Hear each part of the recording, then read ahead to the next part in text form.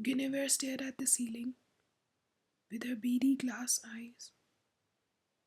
Her palms were drenched in a puddle of perspiration as she breathed in and out, with long pauses in between.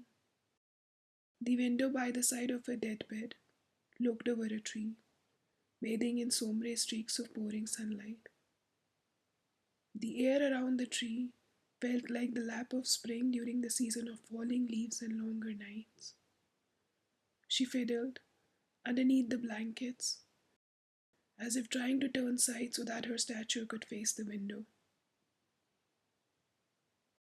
Her head felt lighter as days went by, and she couldn't tell time, for dawns felt as hazy and clouded by dreams of the surreal as dusk.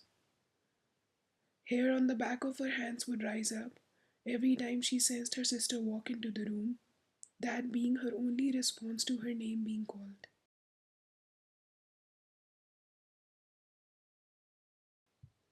Her sister was a couple years younger. She would perch closely, knitting that sweater she had been knitting for the past couple days. Her wrinkly fingers would intertwine with the threads of hazy purple and a bright saffron as she arranged the shades to give the lean cardigan the appearance of a well tailored apparel, just to her sister's liking. Her eyes were dewy often, but teardrops did not roll down her leaden pillowcase anymore. By the side of her, there was a drawer that was jam packed with Georgette handkerchiefs, a rust hugged nail clipper, sewing needles in a shipping carton the size of a fist, candles, matches, and colored pencils. Guinevere used to draw. She would mutter, back in the day, "Yes, I'm an artist of some sort." Her fingers were the color of the shade she splashed on the canvas to give face to the seven sins, the lesser known colors, twisted reds, charcoal greys. She'd paint macabre in all kinds of whites and blues. The hazel in her eye would show her a world where colors beyond the human comprehension evaporated to fill up the atmosphere, like a sheath of radiance on damp skies. Different wavelengths, different dispersions. The abode she built for creation in her head was wretched, torn to shreds.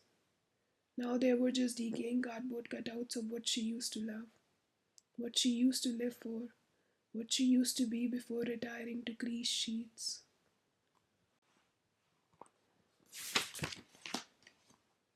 Guinevere turned to look at the window. The sun was setting. She was absent from this room where her sister supposed they both were, together. The sense of loneliness she experienced was greater than any other sensation she ever passed through. Her entire life. She remembered her mother talking about how we are all by ourselves when our soul grows weary of our bodily cornfield. At midnight in July, where she would hear crickets chirping far and wide. She'd start walking through the same corn bed for an eternity, until her feet would swell up as if stung by hornets, and the sun would come up, where she'd lose her balance and fall on the ripe corn. She'd stand upright, after passing out 1,000 times, and walk again. But there wasn't another being inside. All there was a summer midnight, a path to be trodden, ripe corn, and an overwhelming sense of solitude. A gradual withdrawal from all things, well and alive. In her dreams, the clocks did tick, but there was little sense of time. Places did exist, but there was little sense of space. She would always find herself in a slightly moved location when she found herself in the cornfield.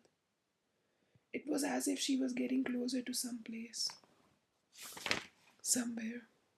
She did not know where, and she did not know why. All she knew was, every time she'd wake up in a cornfield, she'd walk. Guinevere was trying so hard to escape.